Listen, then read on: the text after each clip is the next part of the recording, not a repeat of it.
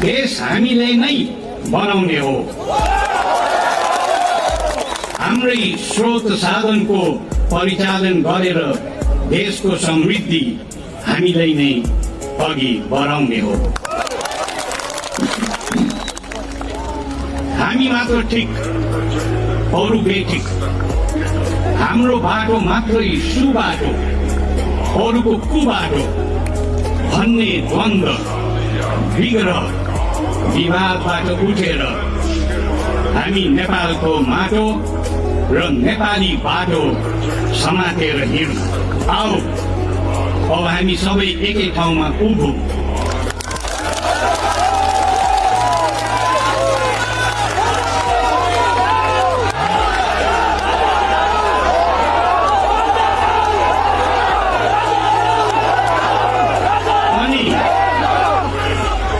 अनि सोचौं र सबै कुराको समीक्षा गरेर एउटा राम्रो मार्गचित्र तयार गरौँ।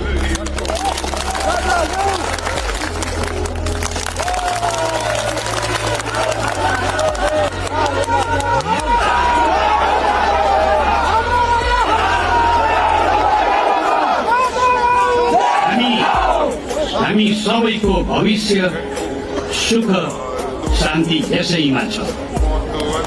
विगतको सबै दुःख बिर्सिदेऊ,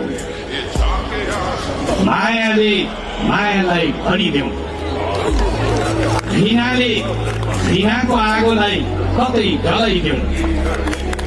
पहिले यो आगोलाई मिलेर निभाइदेऊ। भाग्यको सीमा हुँदैन, हुनु पनि हुँदैन। अब भाँचिएको टुक्राहरू जोडिदेऊ।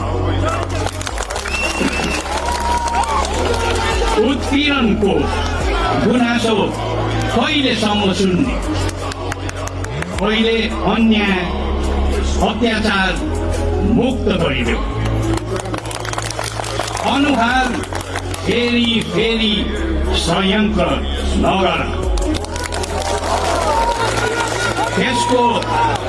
त्यस्ताको चालबाट आफूलाई बचाइदेऊ।